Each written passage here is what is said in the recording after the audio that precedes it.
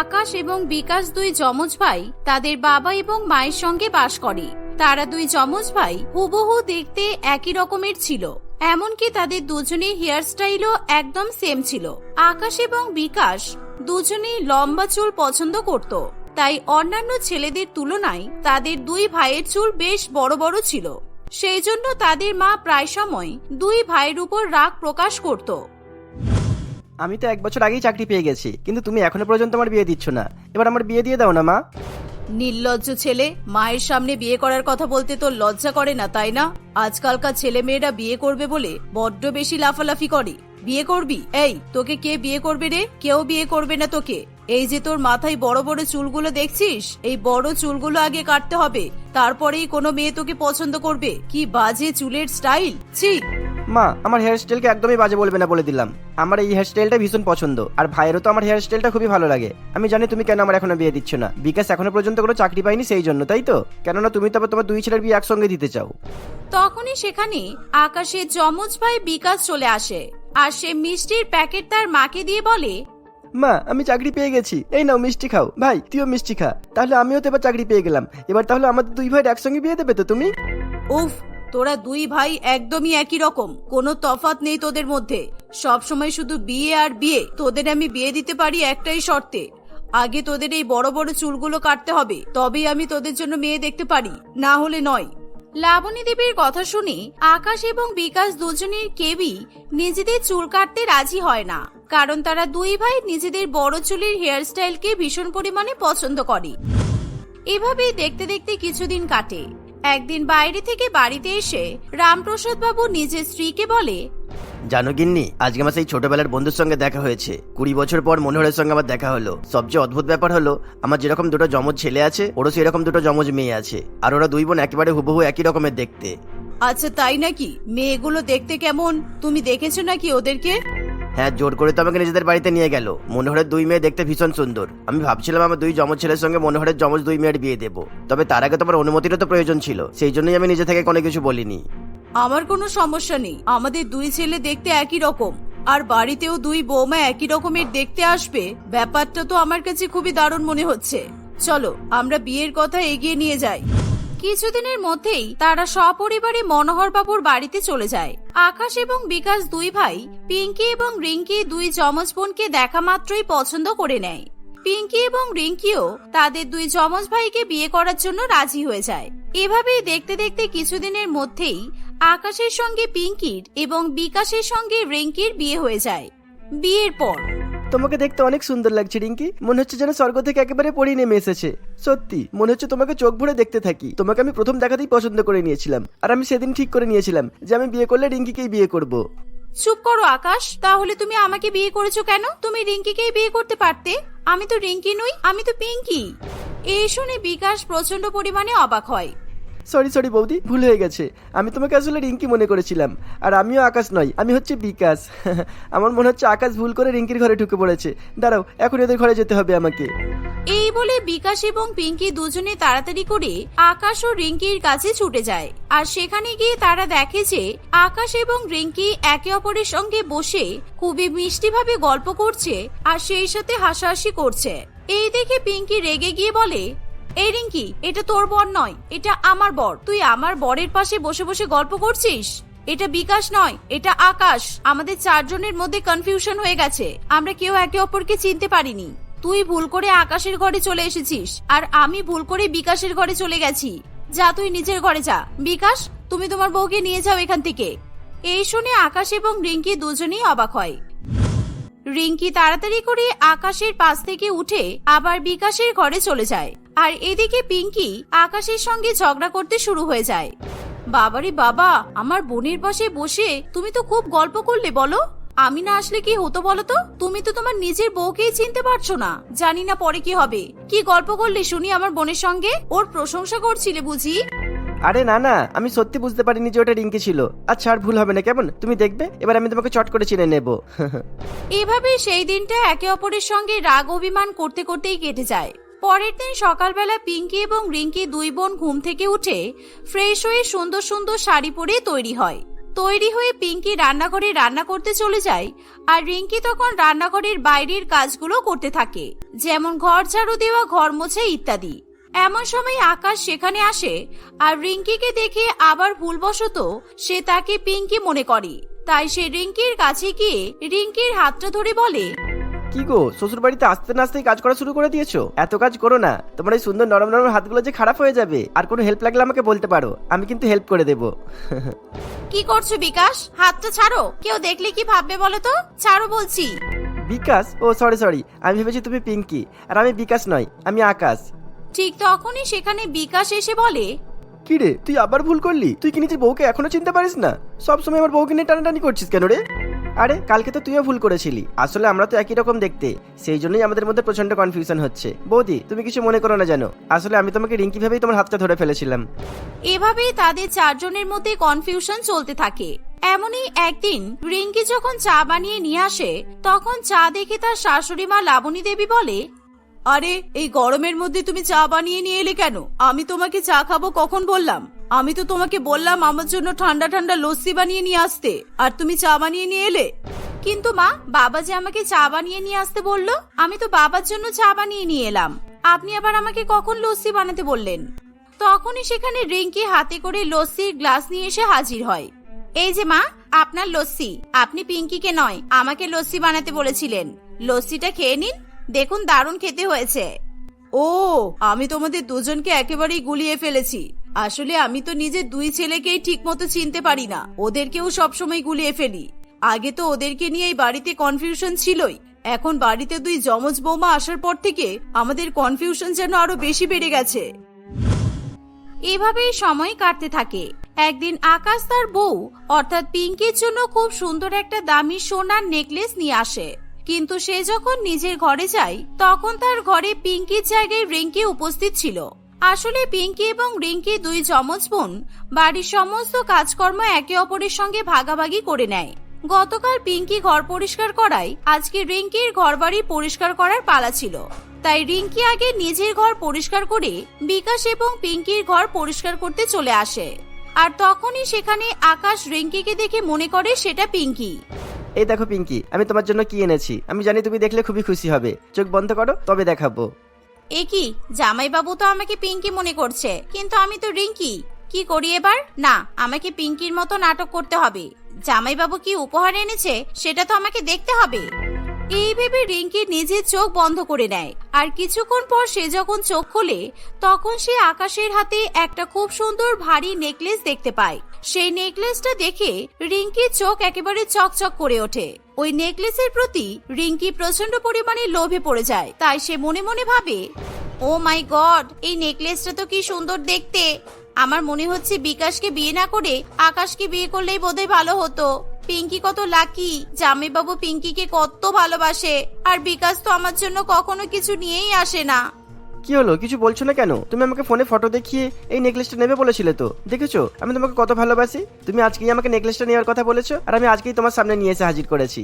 এসো, আমি তোমাকে নিজের হাতে পরিয়ে দিই। এই বলে আকাশ নিজের হাতে রিঙ্কিকে সেই নেকলেসটা পরিয়ে দেয়। সেই নেকলেসটা পেয়ে রিঙ্কি খুবই খুশি হয়। এই নেকলেসটা আমি কিছুতেই পিঙ্কিকে দেব না, আমি এটা আমার ঘরে নিয়ে গিয়ে আলমারিতে লুকিয়ে রাখবো। আচ্ছা শোনো না, বলছি আমার না একটু কাজ আছে, তুমি বসো, আমি একটু আসছি। হ্যাঁ। এই বলে রিঙ্কি তাড়াতাড়ি করে সেখান থেকে কেটে পড়ে আর সে নিজের ঘরে গিয়ে নেকলেসটা আলমারির মধ্যে রেখে দেয়। কিছুক্ষণ পর পিঙ্কি যখন নিজের ঘরে যায় তখন সে আকাশকে দেখে অবাক হয়ে বলে, কি গো, তুমি কখন বাড়ি এলে? তোমাকে তো দেখতেই পেলাম না। আর তোমাকে আমি যে নেকলেসটা আনার কথা বলেছিলাম ওটা এনেছো? এই শুনে আকাশ প্রচন্ড পরিমাণে অবাক হয়ে বলে, মানে একটু আগেই তো আমি তোমাকে নেকলেসটা নিজের হাতে পরিয়ে দিলাম, কি করলে নেকলেসটা তুমি? তার মানে ওটা রিঙ্কি ছিল? হাই সর্বনাশ। আকাশের কথা শুনে পিঙ্কি খুবই রেগে যায় আর সে তৎক্ষণাৎ তার বোনের কাছে গিয়ে ঝগড়া করতে শুরু করে দেয়। এই, তোর সাহস কি করে হলো আমার বরকে বোকা বানানো? তুই পিঙ্কি সেজে আমার দামি সোনার নেকলেসটা নিয়ে চলে এলি। তাড়াতাড়ি আমার নেকলেসটা বের কর, কোথায় রেখেছিস বল। নেকলেস? কোন নেকলেস? আমি কিছুই বুঝতে পারছি না তোদের কথা। জামাইবাবু আবার আমাকে নেকলেস দিতে যাবে কেন? একদম মিথ্যা কথা বলবি না বলে দিচ্ছি। একটু আগে তুই তো আমার ঘর পরিষ্কার করতে গিয়েছিলি আর আকাশ তোকে পিঙ্কি ভেবে তোর গলায় নেকলেস পরিয়ে দিয়েছে, আর তুই সত্যিটা জানার পরও ইচ্ছা করে নেকলেসটা নিয়ে পালিয়ে এসেছিস। তাড়াতাড়ি আমার নেকলেসটা দে, না হলে কিন্তু আমি এখানে সবাইকে ডাকবো। আচ্ছা বাবা ঠিক আছে, দাঁড়া দিচ্ছি, তোর নেকলেস এক্ষুনি তোকে দিচ্ছি, এনে ধর। আসলে আমি তো তোদের সঙ্গে একটু মজা করতে চাইছিলাম, তোদের নেকলেসের প্রতি আমার কোনো লোভ নেই, বুঝেছিস? নে যা, এবার চলে যা এখান থেকে। এই বলে রিঙ্কি নেকলেসটা পিঙ্কিকে দিয়ে দেয়। এর ফলে পিঙ্কি এবং আকাশ খুশি মনে সেই নেকলেস নিয়ে নিজের ঘরে চলে যায়। কিন্তু রিঙ্কি এবার নেকলেসের জন্য বিকাশের সঙ্গে ঝগড়া করতে শুরু করে। আমার তো মনে হচ্ছে তোমাকে বিয়ে না করে তোমার দাদাকে বিয়ে করলেই ভালো হতো।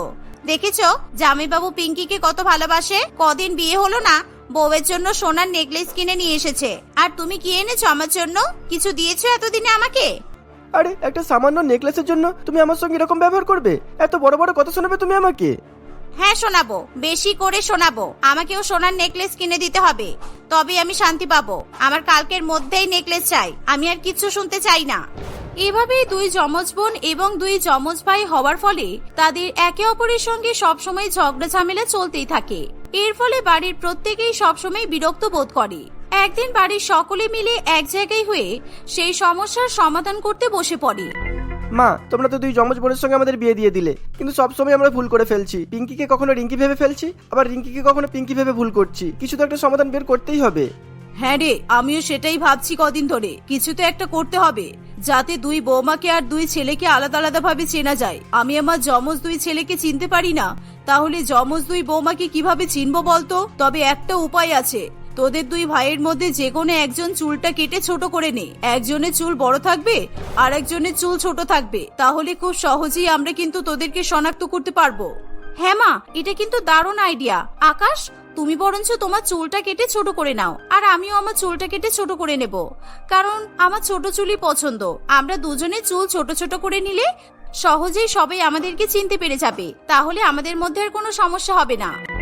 পিঙ্কির কথা শুনে আকাশ খুব সহজেই চুল কাটার জন্য রাজি হয়ে যায়। হ্যাঁ একদম ঠিক, এটাই বেস্ট হবে। চলো পিঙ্কি, আমরা দুজনে মিলে এখনই গিয়ে চুল কেটে আসি। তাহলে শেষ পর্যন্ত বউয়ের কথা শুনে চুল কাটাতে রাজি হয়ে গেলি তো? বিয়ের আগে কতবার করে তোদেরকে চুল কাটার জন্য বলতাম, কিন্তু তোরা কখনোই রাজি হোসনি, আর আজকে বউয়ের জন্য এক পায়ে চুল কাটতে রাজি হয়ে গেলি। যাক, ভালো ভালো, যমজ বরের যমজ বউকে নিয়ে আমাদের সংসারে তাহলে আর কোনো সমস্যা থাকবে না। পিঙ্কি এবং আকাশ সেদিনই পার্লার থেকে চুল কাটিয়ে হেয়ার স্টাইল সম্পূর্ণভাবে চেঞ্জ করে বাড়িতে ফিরে আসে। এর ফলে কারোর আর কোনো রকমের কনফিউশন হয় না, তারা সবাই একে অপরকে খুব সহজেই চিনতে পারে। এভাবেই তারা সকলে মিলে হাসি খুশি বসবাস করতে থাকে। নমিতা দেবী তার ছেলে অর্পণের বিয়ে দিয়ে বাড়িতে নতুন বউ নিয়ে এসেছে প্রায় 1 মাস হয়েছে।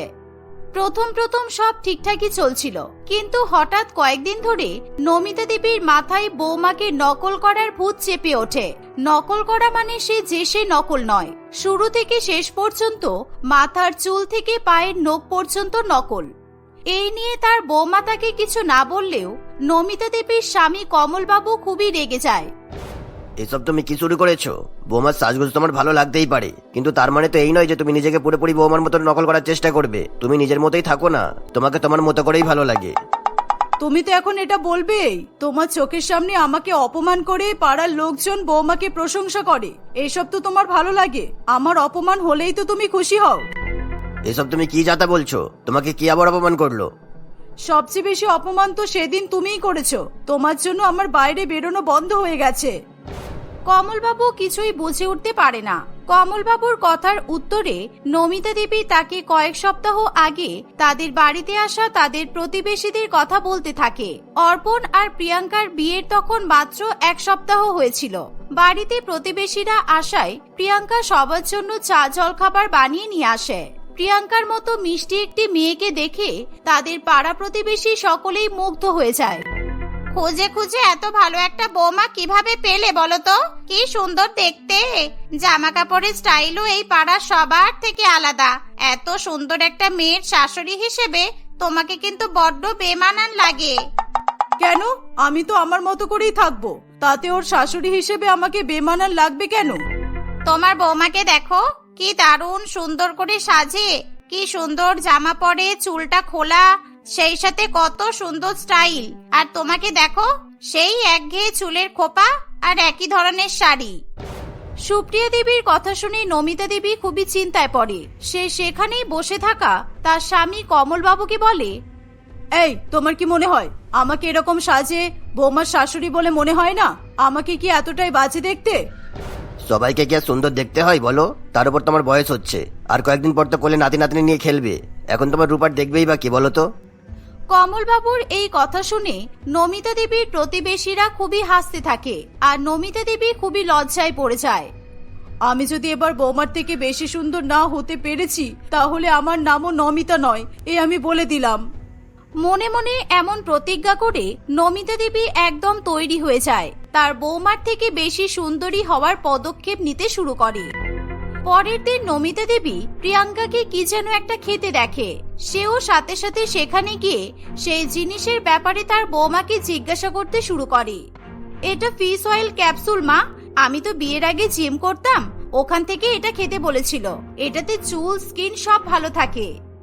তাহলে এসব খেয়ে খেয়ে নিজের চুল আর ত্বককে সুন্দর বানায়, তাই তো ভাবি একই শ্যাম্পু একই সাবান ব্যবহার করে আমার থেকে ওর ত্বক আলাদা কিভাবে হতে পারে।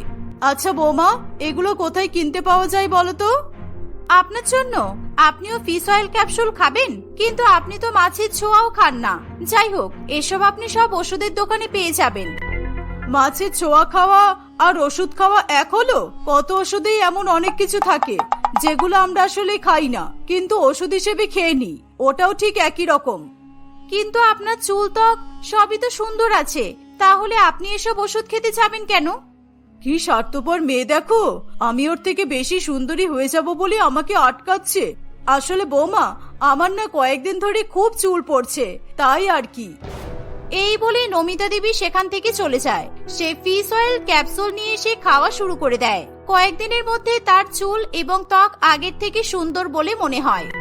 সেদিন থেকেই নমিতা দেবীর প্রিয়াঙ্কাকে নকল করার প্রবণতা বাড়তেই থাকে। একদিন তারা দুজনে শপিং করতে যায়। সেখানে গিয়ে প্রিয়াঙ্কা নিজের জন্য একটা দুর্দান্ত ড্রেস পছন্দ করে। প্রিয়াঙ্কার পছন্দ দেখে নমিতা দেবীর চোখ সেই ড্রেসটাতেই আটকে যায়। কি সুন্দর দেখতে, এটা পরে আমাকে একদম পরীর মতো লাগবে। আমাকেও এরকম একটা জামা কিনতেই হবে, যে করেই হোক না কেন। এই বলে সে দোকানদারকে ঠিক ওরকমই দেখতে একই রকম জামা দিতে বলে। এই জামাটা আপনাকে মানাবে না ম্যাডাম, এটা রং বড্ড উজ্জ্বল। আপনি তো আমার মায়ের মতো, তাই বলছি আপনার স্টাইল আর বয়স হিসাবে আমি আপনাকে একটা সুন্দর ড্রেস দেখাচ্ছি, দাঁড়ান। কি আমাকে মানাবে না? ঘুরিয়ে পেঁচিয়ে আমাকে বুড়ি আর কুৎসিত বললে, তাই তো? তোমাদের ম্যানেজার কোথায়? ডাকো তাকে। আমি আজকেই তোমার কাজ না খেয়ে নিতে পেরেছি তাহলে আমার নামও নমিতা নয়। আরে ম্যাডাম, আমি আপনার ভালোর জন্যই তো বলছিলাম, আর এমনিও আপনার সাইজের আমাদের কাছে এই জামাটা নেই। আপনি রাগ করবেন না মা, আপনি আমার জামাটাই নিয়ে নিন, আমি অন্য কিছু দেখে নেব। দাদা, আপনি এটা প্যাক করে দিন তো।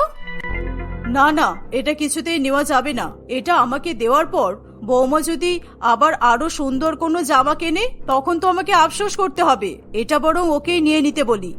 না না বৌমা, এটা তুমিই নাও। তুমি যখন আগে পছন্দ করেছিলে তখন এটা তুমিই রাখো, কেমন?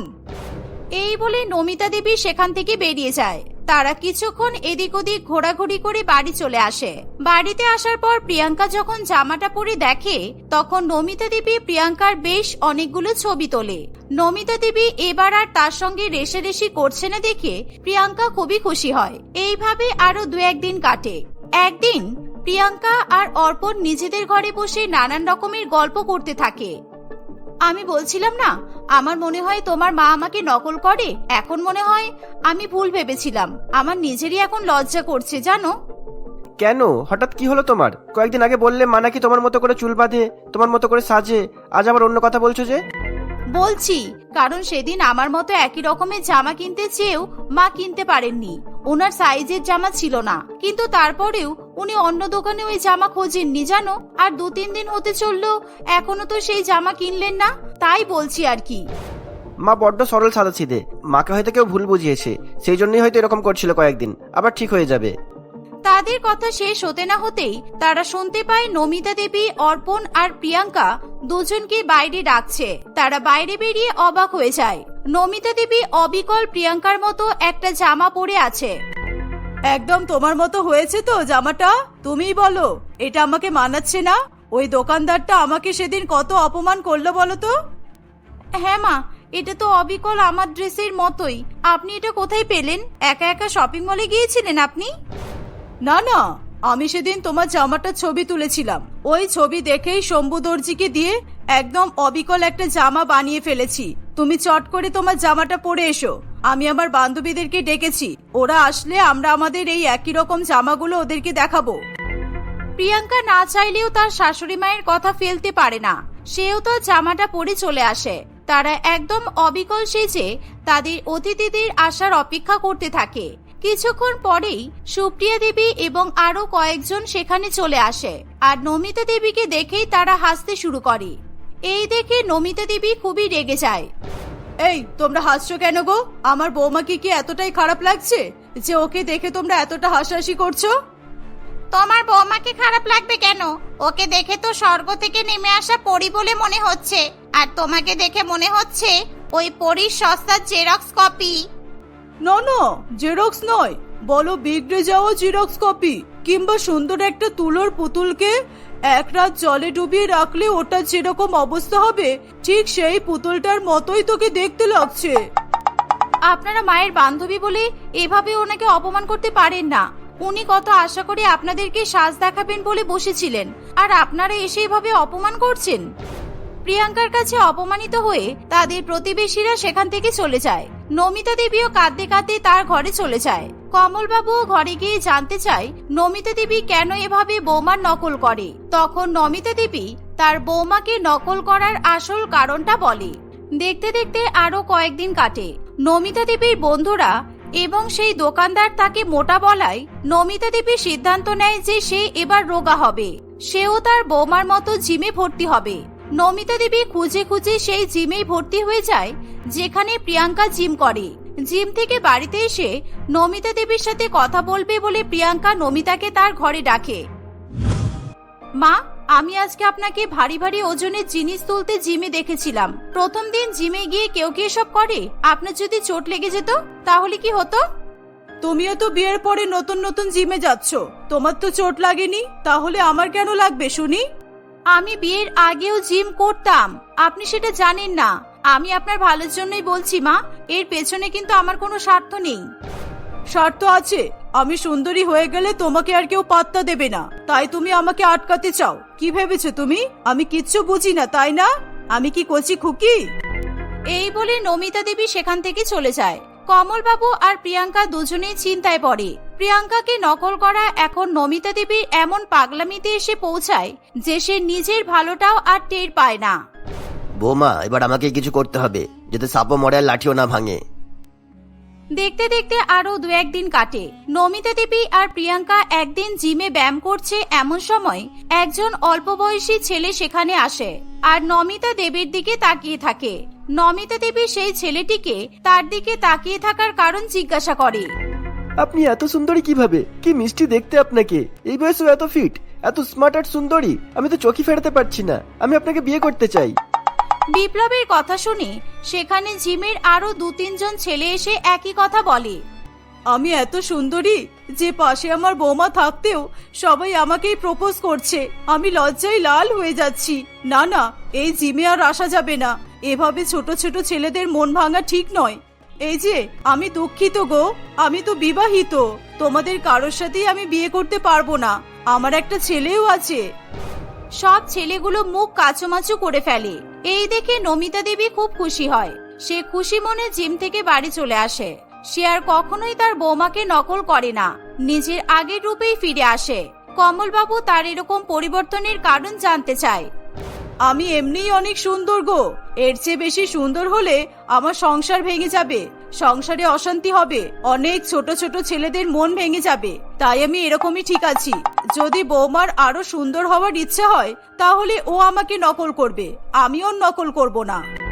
নমিতা দেবীর কথা শুনে কমলবাবু মনে মনে শান্তি পায়। সে আলাদা করে প্রিয়াঙ্কাকে জানায় তাদের ফোন দিয়ে কাজ করেছে। আসলে প্রিয়াঙ্কাই তার জিমের বন্ধুদের তার শাশুড়ি মায়ের সঙ্গে এমন অভিনয় করতে বলেছিল যাতে নমিতা দেবী তার আত্মবিশ্বাস ফিরে পায়। তাদের প্ল্যানটা কাজ করেছে দেখে প্রিয়াঙ্কা মনে মনে খুবই খুশি হয়। তারপর থেকে তার শাশুড়ি মায়ের সঙ্গে প্রিয়াঙ্কার আর কোনো রকমের রেষারেষি থাকে না। তারা সুখে শান্তিতে সংসার করতে থাকে।